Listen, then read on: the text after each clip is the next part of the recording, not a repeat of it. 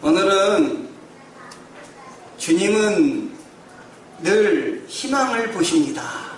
그러는 제목으로 하나님의 말씀을 전해드리겠습니다. 말씀을 들으시다가 마음이 열려서 아멘으로 화답하시길 바랍니다. 아멘. 제가 한 강의를 듣다가 강사님께서 데이트하는 여성이 데이트하러 나갈 때 어떤 희망을 가지고 나가는지 아십니까? 골라보세요. 그 남자가 어떤 사람이기를 원합니까? 첫째, 날카롭지만 지적인 남자. 둘째, 온유하고 부드럽고 여유가 있는 남자. 저는 날카롭지만 지적인 남자가 좋을 것 같은데 여자들은 모두 다 두 번째를 택하더라고요. 온유하고 부드럽고 유머가 있는 남자. 이번에 거꾸로 남자가 데이트하러 나갈 때 어떤 희망을 갖고 나가는지 골라보라고 했습니다. 첫 번째는 똑똑하고 지적인 여자. 두 번째는 다정하고 유머가 있는 여자. 어떤 여자일까요? 남자들은 모두 다 예쁜 여자를 원했다고 합니다. 우리 예수님께서도 우리를 보실 때 희망을 가지고 보십니다. 어떤 상황에서도 우리 예수님은 희망으로 미래를 선포하십니다. 마가복음에 예수님이 처음 오셨을 때 바리새인들로부터 비판을 당한 것을 볼 수가 있습니다. 세리가 부름받는 장면이 오늘 말씀 바로 직전에 있는데요. 마태는 이 세리였는데 주님께 부름을 받아서 제자가 된 것에 너무 감격을 해가지고 제자들을 또 친구들을 모아놓고 파티를 했던 것 같습니다. 그리고 음식을 먹고 나눴더니 바리새인들이 이것을 보면서 이야기를 합니다. 그들의 눈에는 모든 것을 희망으로 보기보다 모든 것을 비판으로, 절망으로 보는데 익숙해 있습니다. 바리새인들이 뭐라고 그러냐면 어찌하여 세리와 죄인들과 함께 먹습니까? 16절에 이렇게 비판을 하고 있는 것이에요. 그런데 우리 주님은 뭐라고 얘기하시냐면 내가 의인을 부르러 온 것이 아니라 죄인을 부르러 왔노라. 이렇게 이야기를 하셨습니다. 바리새인들은 예수님이 한 모든 일을, 좋은 일도 나쁘게 정죄하고 그리고 비판하고 절망 가운데로 몰지만 예수님은 똑같은 상황을 절망으로 보시는 것이 아니라 희망으로 보시고 계십니다. 우리 성도 여러분들도 예수님의 눈을 가지시기 바랍니다. 절망 가운데 있지만 희망으로 세상을 보시기 바랍니다. 세상에서 안 된다 할지라도 우리 주님을 믿는 우리들은 된다, 가능하다, 우리 주님이 함께 하신다, 이런 마음으로 사셔야 되겠습니다. 추석은 남자들에게는 기분 좋은 명절입니다. 그런데 여자들은 너무 힘들어서 멍이 드는 멍절입니다.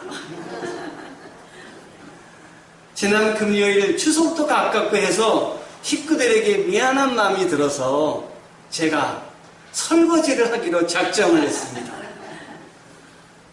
제 마음은 정말 순수한 마음으로 설거지를 하는데 아이 앞에서 저희 딸이, 어디 있다고는 말씀드리지 않겠습니다.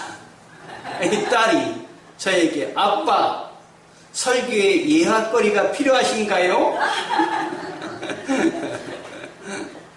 이렇게 얘기를 했습니다. 참 자주 해야 되는데 자주 하지 않으니까 이 순수한 마음도 그렇게 받아들여주지 않는 것 같아요. 이번 명절에는 우리 교회 성도들은 설거지를 도맡아서 하시기 바랍니다.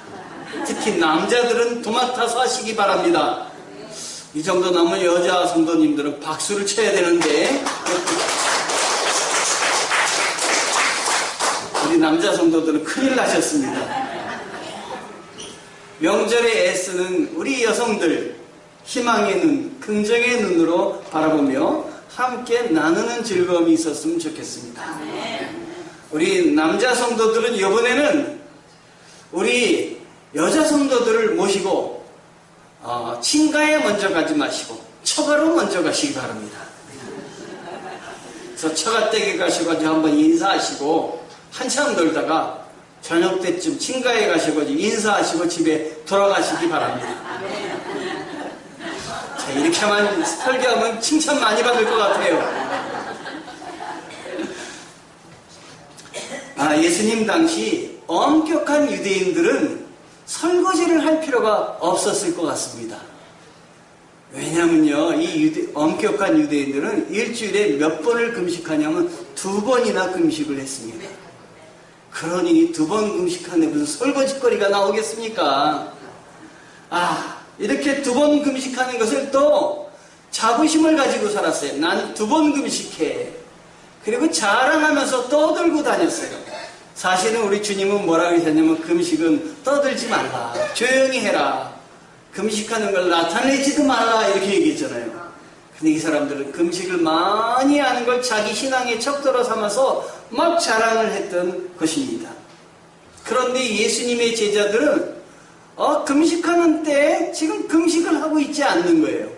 그래서 이 바리새인들이 예수님의 제자들을 보면서 뭐라고 얘기하고 있냐면 요한의 제자들도 금식하고 있고 우리 바리새인들도 금식하고 있는데 예수님의 제자들은 예수님은 왜 금식하고 있지 않습니까? 이렇게 이야기를 한 것입니다. 이것은 무슨 얘기냐면 한편으로 이렇게 얘기하지만 바리새인보다 그 다음에 요한의 제자들보다 예수님의 제자들이 못합니다. 엉터리입니다. 지금 이걸 말하고 있는 것이에요. 예수님이 그 마음을 모를 리 없으신 것이죠. 그러면서 뭐라고 예수님이 얘기하시냐면 지금 신랑과 함께 있을 때는 금식할 필요가 없느니라. 신랑이 없을 때에 그때 가서 금식해야 되느니라. 이런 얘기를 하신 거예요. 그런데 도대체 이 말이 무슨 말인지 알아들 길이 없는 거죠. 신랑과 함께 있을 때 금식하지 않는 거야? 신랑과 함께 있을 땐 사실 축제를, 결혼식 때는 축제를 벌여야 되는 것이죠. 그런데 예수님은 생각을 해보셨을 때 이 신랑과 함께 있을 때라는 것은 무슨 말이냐면 지금 천국의 잔치가 예표로서 예수님과 함께 벌어지고 있는 거예요. 예수님이 나중에 재림하실 때 혼인잔치가 벌어질 텐데 그것에 앞서서 예표로서 제자들과 함께 혼인잔치의 모형을 보여주시고 계신 거예요. 신랑은 예수님이고 신부들은 제자들과 바로 우리들인 것이에요. 우리들이 주님을 영접할 때 혼인잔치에 참여해서 축제를 벌이는 것과 같은 것이에요. 너희들이 지금 신랑 대신 예수님과 같이 있는데 왜 금식할 거냐? 오히려 축제를 벌여야지. 오히려 기쁜 날이다 라고 이야기를 한 것입니다.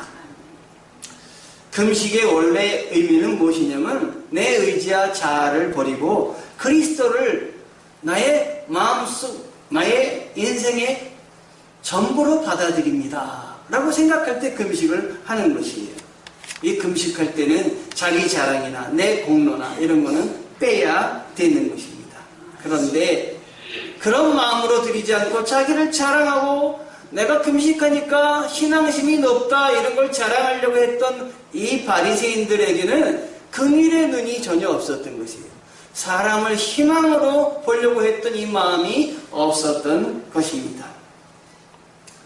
하나님의 은혜가 있고 믿음이 있는 사람은 모든 일을 믿음의 눈으로, 희망의 눈으로 안 되는 것도 바라볼 줄 아는 사람입니다. 미국의 판사 중에 라가디아 판사라는 분이 계셨어요. 이 라가디아 판사님의 이름을 따가지고 미국의 라가디아 공항이라는 공항이 뉴욕에 있습니다. 그런데 이 라가디아 판사가 어느 날 그 재판을 하게 됐는데 그 재판에 재판을 받는 피고는 어떤 사람이었냐면 나이가 든 노인으로서 너무너무 배가 고파가지고 그냥 빵을 하나 훔친 거예요. 훔쳐먹은 죄로 지금 재판을 받게 된 거예요. 그런데 이 라가디아 판사가 이 사람을 그 재판을 하면서 판결을 어떻게 내렸느냐. 당신은 남의 빵을 그 배가 고파서 그거를 먹은 죄가 큽니다. 그러니 당신은 벌금을 내려야 되겠습니다. 어떤 사람은 한 1년이나 2년이나 3년이나 이렇게 판결이 날 줄 알았더니 벌금을 내야 되겠습니다 할 때 깜짝 놀랐어요. 그래서 벌금이 몇 달러냐면 10달러였어요. 10달러만 내십시오. 우리나라로 따지면 한 10,000원이 조금 넘는 돈이죠. 그것만 내십시오. 이랬더니 웅성웅성 된 거예요. 그러면서 이 판사가 뭐라 그랬냐면 내가 당신에게 벌금 10달러를 낸 것은 당신이 한 일이 나쁘기보다도 내가 지금까지 너무너무 그 잘 먹고 잘 산 것에 대한 후회하는 마음에서 당신에게 이렇게 10달러를 내게 했어요. 당신의 10달러는 그랬더니 이렇게 지갑에서 돈을 다 꺼내더니 10불을 딱 꺼내서 내가 대신 내겠습니다. 나는 지금까지 너무 호식했습니다. 이러면서 자기의 지갑에서 돈을 빼가지고 이 사람 벌금을 대신 내준 거예요. 그러면서 자기 옆에 있는 중절모를 이렇게 내놓으면서 여기 계신 여러분들도 지금까지 너무나 잘 먹었다고 생각되면은 이분을 위해서 여기다가 벌금을 자발적으로 내시기 바랍니다. 그래서 거기 있는 방청객들에게 이 중절모를 돌렸다는 것이에요. 그 중절모가 얼마가 됐냐면 47만 달러가 됐대요. 그래서 이분은 이 47만 달러를 받아갖고 나가면서 한평생 이제 뭐 훔치지 않아도 되겠죠? 이렇게 살아갔다는 것입니다. 이분은 이 죄인을 볼 때 절망의 눈이나 비판의 눈으로 본 것이 아니라 희망의 눈, 긍정의 눈으로 그 사람을 바라보면서 안타까운 마음을 가졌던 것입니다. 이런 사람이 사회에서 인정을 안 받겠어요? 결국에 이 라가디아 판사는 뉴욕의 시장이 되었다고 합니다. 여러분들도 주위의 사람들을 볼 때 비판의 눈이나 절망의 눈으로 보는 것이 아니라 은혜의 눈, 희망의 눈으로 보시기 바랍니다. 또 여러분에게 주어진 일들도 희망의 눈으로 보시고 감당하시기 바래요. 하나님의 은혜가 없으면요, 다른 사람을 돌보기보다는 척하는 위선을 범하는 거예요. 오늘 바리새인들이 나는 금식하네, 너희들은 금식도 안 하지, 이렇게 이야기를 했습니다. 이렇게 척하는 것이 삶의 체질화가 되어서는 안 되는 것입니다. 그러면은 척하는 것 때문에 자기가 최고인지 알게 되는 거예요. 남을 다 아래로 내려다 보게 되는 것이에요. 그러면 남의 얘기는 들으려고 하지 않게 되는 것입니다. 자, 이거는 주님 앞에 큰 죄를 범하고 있는 것이에요. 내가 얼마나 어리석고 얼마나 죄인인지, 내가 잘못이 많은 사람인지 깨달을 때 남을 섬기고 또 남의 얘기도 듣고 남을 더 존귀하게 여길 수가 있는 것입니다. 선줄로 생각한 자는 넘어질까 조심하라.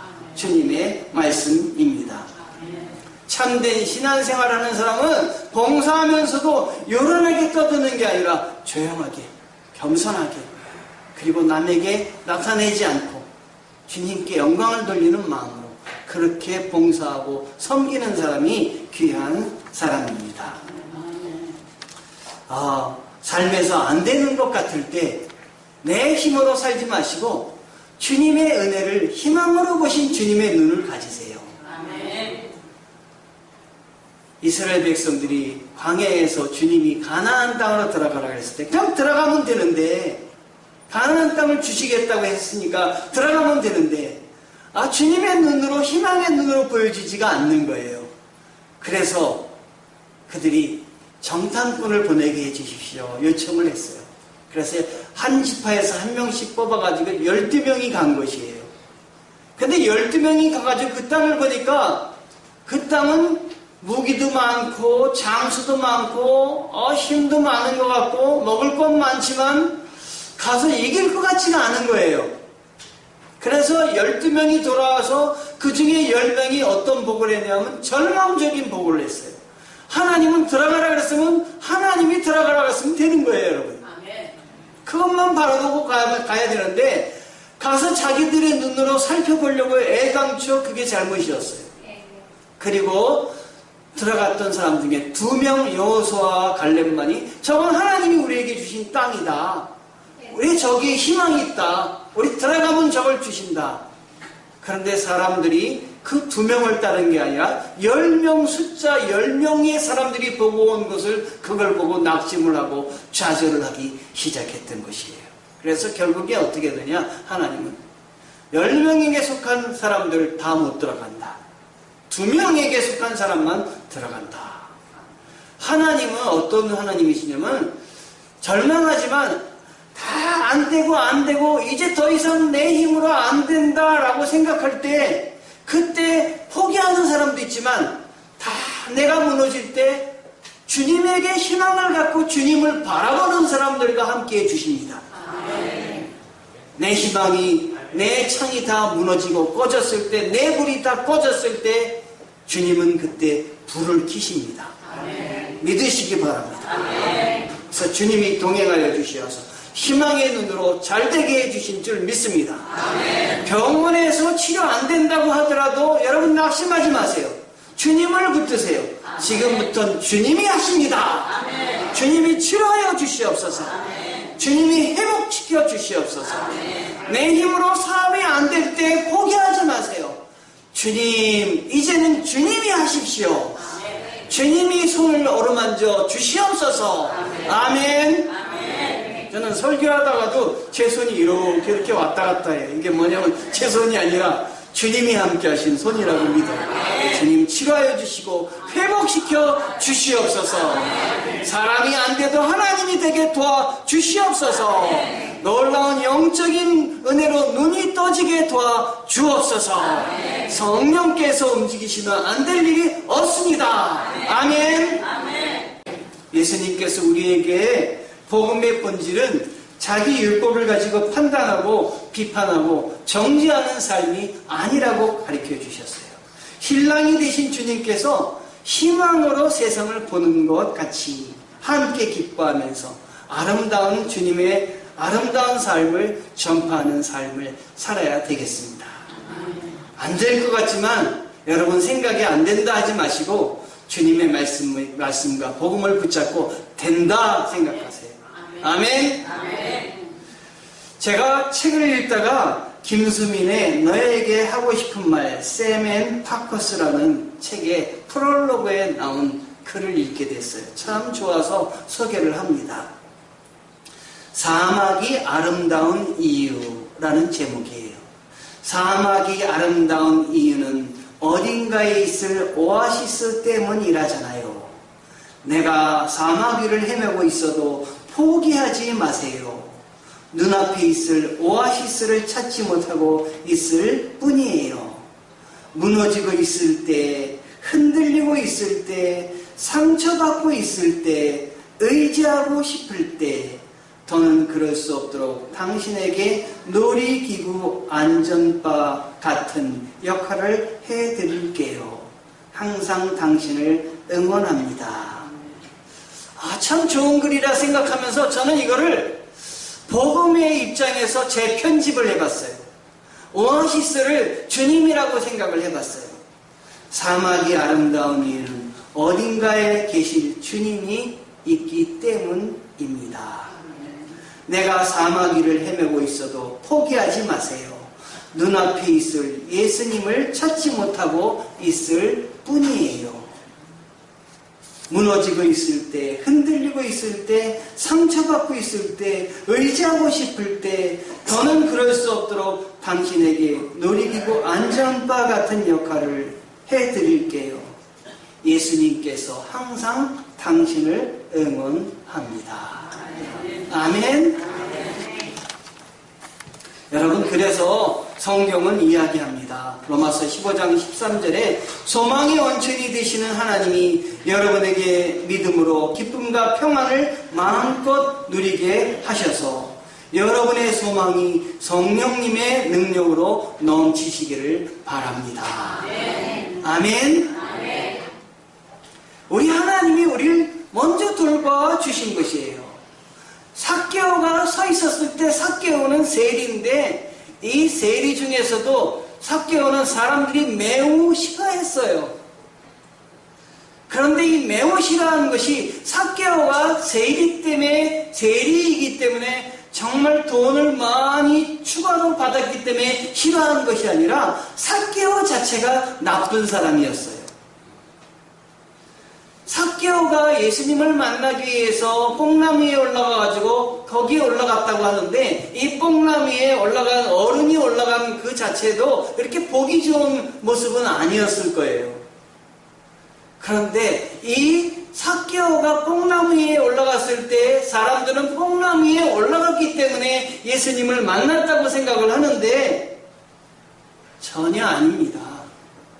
예수님이 그를 알아보고 그에게 먼저 찾아갔기 때문에 삭개오가 예수님 앞에 나올 수가 있었던 것입니다. 결코 죄인은 하나님 앞에 나올 수가 없습니다, 여러분. 왜냐하면 죄인은 영적으로 죽었기 때문에 하나님 앞에 나와서 응답할 수가 없는 것이에요. 영적으로 이 살아있어야 하나님 앞에 나와서 하나님께 예배드릴 수가 있는 것입니다. 그러므로 여기 계신 여러분들은 그냥 나온 것이 아니라 주님이 여러분들을 부르셨기 때문에 나온 것입니다. 그걸 믿으셔야 됩니다. 아, 나는 하나님이 나를 부르신 사람이구나. 하나님이 나에게 희망을 주셨구나. 절망하지 말아야지. 감사와 기쁨으로 살아야지. 아무리 어려운 상황이라도 내가 우리 주님이 내 손을 잡은 걸 놓지 말아야지. 여러분, 주님 손을 붙잡으시기 바랍니다. 그러면은 우리가 이렇게 희망을 가지고 기쁘게 살아야 되는데, 그러나 우리가 애통할 때가 있다고 했습니다. 언제 애통할 것인가? 20절 말씀에 그러나 신랑을 빼앗길 날이 이르리니 그날에는 금식할 것이니라. 내가 믿음 생활할 때 주님이 내 안에 희미해지고 주님의 은혜가 감격이 나에게 없어지고 절망과 그 다음에 외로움과 고통과 낙심이 가득 차게 될 때, 그때는 금식하십시오. 그때는 금식하셔서 여러분 안에 계신 예수님을 잃어버리지 마십시오. 하나님의 사랑과 가능성을 절대로 놓지 마십시오. 예수님이 십자가를 지고 골고다로 가실 때는 금식하며 애통해야 되는 것입니다. 주님의 십자가를 묵상할 때마다 진지하게 애통하는 심령이 되고, 우리도 우리에게 주어진 십자가를 붙들고 나아가야 됩니다. 그러면 십자가를 잡고 나아가는 사람에게, 금식하는 사람에게 어떤 기쁨이 있느냐? 부활의 역사에 참여하게 하시는 것입니다. 고난에 동참한 자는 부활에도 동참할 줄을 믿으시기 바랍니다. 예수님이 고난당하셨지만 부활하셨기 때문에 우리가 우리에 있는 어둠이 어둠으로 끝나는 것이 아니라 기쁨으로 바뀔 것입니다. 좋은 날이 반드시 올 것입니다. 그래서 우리 주님은 오늘 말씀의 마지막에 뭐라고 얘기하고 계시냐면, 새 술은, 새 포도주는 새 부대에 담아야 되느니라 말씀하여 주셨습니다.